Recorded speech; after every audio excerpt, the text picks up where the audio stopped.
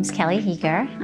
I am a mom of 4 children, and I have a lovely husband, Bruce. My children in ages are 25, almost 26, 19, almost 20.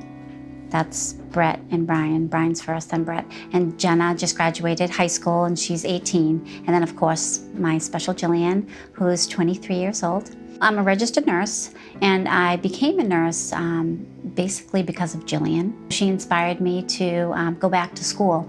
And the reason for my going back to school was really to communicate more effectively with physicians. I felt that I really needed that knowledge base to be able to understand what they were telling me about what was wrong with Jillian. And it's really helped me because I have been able to take care of Jillian so effectively by just going back to school.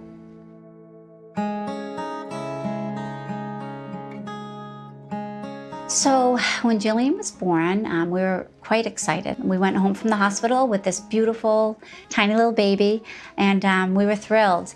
And within 24 hours, unfortunately, I got sick. I got the chills, I had a fever, so I had to go back to the hospital. And I remember being in the emergency room with Jillian, and I said to my husband, would you please just take her for a walk? I was afraid she was gonna get sick.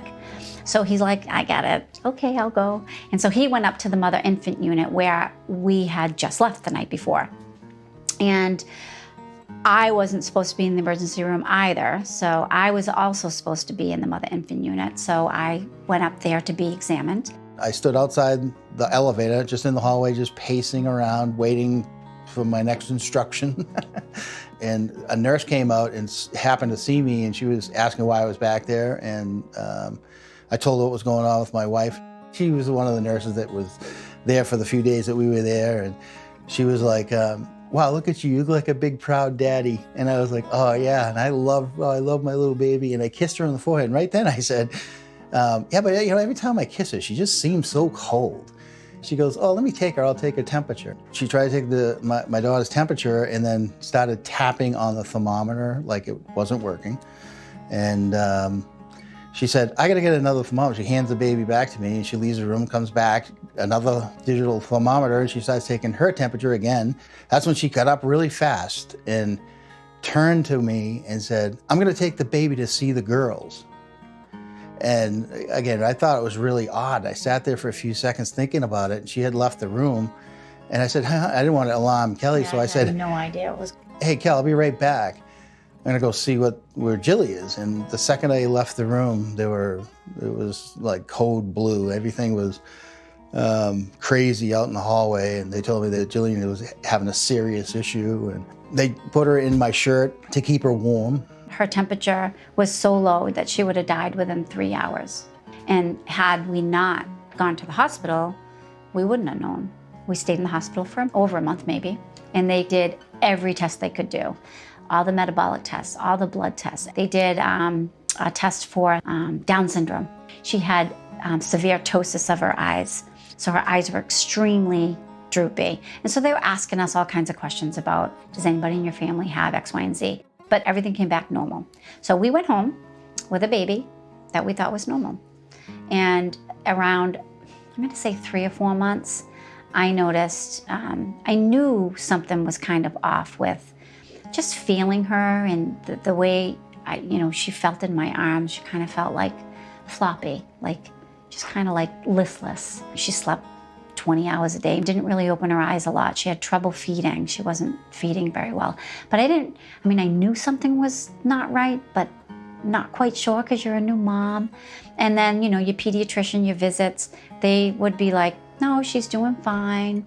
And then right around 3 months, she started having, I know what it is now. Back then I didn't. It was ocular gyrate crises, of which I had no idea that's what it was. I thought she was just getting overexcited in the afternoon. So she would hyperextend and throw her head back. That was clearly an ocular gyrate crisis, but I did not know that. And then she'd have the raspy breathing, difficulty breathing, nasal flaring. She would become extremely diaphoretic, sweating, bead of sweats all over her head.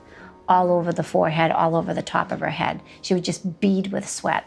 And it was classic. Every day at 3 or 4 o'clock, she would arch back, roll her eyes back, and become dystonic. And obviously I didn't know those were the words to use back then. But back then I would tell the doctors that she became stiff. She was stiff. She was uncomfortable. And then I also started saying she looked like she was having seizures. So one day she was having one of these episodes, and I called Children's Hospital. I called the emergency room, and I just explained. I said, I have a little baby. She's 5 months old, and she is having, I don't know if it's a seizure, but it looks like it. Her eyes are rolled in her head. Her body's all twisted, and she's having abnormal breathing. And they were like, call an ambulance, call 911 right now. So he packed her up, and we went to Children's Hospital. We had her in the emergency room. She was in one of her spells. So what they did is they obviously gave her medication to calm that spell down.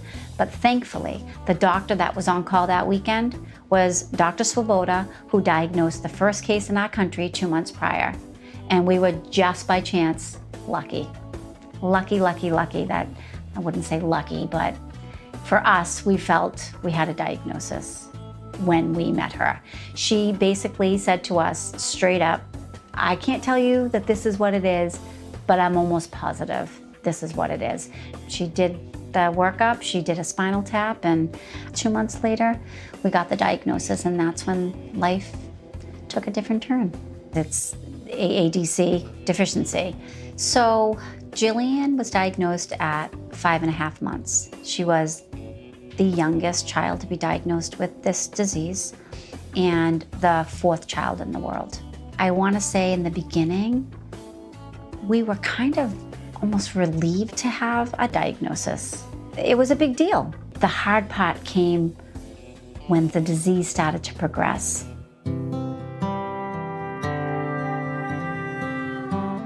In the last couple of years, Jillian obviously has taken a decline.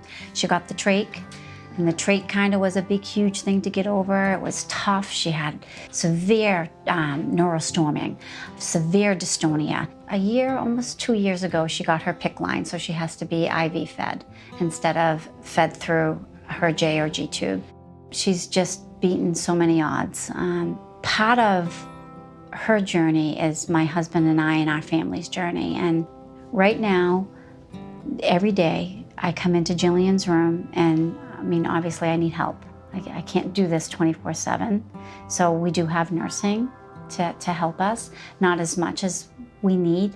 Right now our support system is great, but it's not enough. And the reason why is because she's so difficult. So Jillian is approved for 24/7 nursing care so that she can remain out of the hospital. Jillian is, she's an angel. She's an angel. We feel like we've been blessed with an angel. And Jillian's got an amazing spirit. She's just, she's fun, she's witty, she's courageous, obviously, because she goes through so much. But Jillian's likes, she's funny. She's always been, outside of the discomfort and the pain that she suffers through because of the disability, she wants to be happy. Jillian is she's full of life. Jillian, outside, like I said, of her disease process, she wants to be happy. And you can see it because her eyes are just, they're there. You know, she looks at you, not through you. So she's with you in conversation and in play. I know that the journey has taken us to a different place right now, but like if I could step back into her world growing up, she just wanted to be part of everything. I don't thought she was any different than anybody else. So I treated her that way. We've done so much with her. And my motto was, you're gonna do everything that any other child could do. So if you wanna dance, we're gonna dance. And we would, and she'd kick her arms and her legs, and we'd spin her. The first thing I do when I come home is I go see Jillian and jump into bed with her, give her a bunch of kisses, that's, to me, that's very important that I do that. I watch movies with her at night, and I try to help the nurses as much as I can. I like it when Jillian's brothers and sisters laying there, it makes me happy. It makes me feel like it's not just me, it's everybody, you know what I mean? So that's important to me.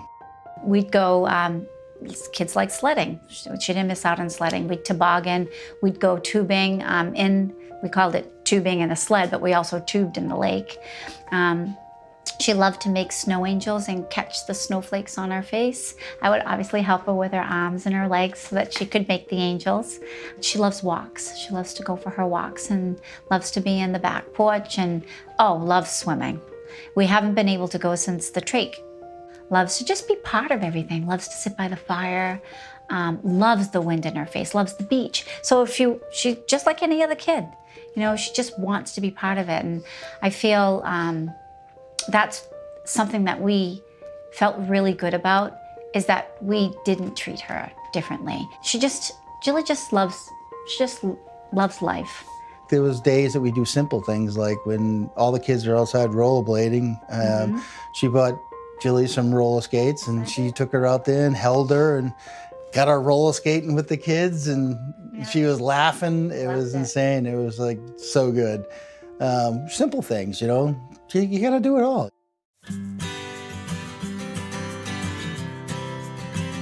So you have to be the advocate. Your child needs your voice.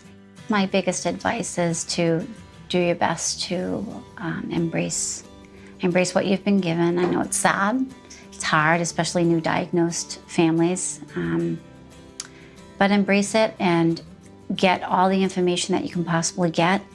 Get knowledgeable yourself, understand the medical terminology, because it will help you digest and learn to take care of your child. To, not give up, just live life. Don't let this influence, don't let this take you down. Figure out a way to make it part of your life. And my husband and I used to say, this is our life. This is our life, and we just need to go with it. And we need to learn how to live with it and deal with it. One of the things that kept me going, and I remember, I don't know where this thought came from, but after Jillian was diagnosed, I was laying in bed one night, and you wake up in the middle of the night for weird reasons. I guess everybody does, but when you have a kid that's really sick.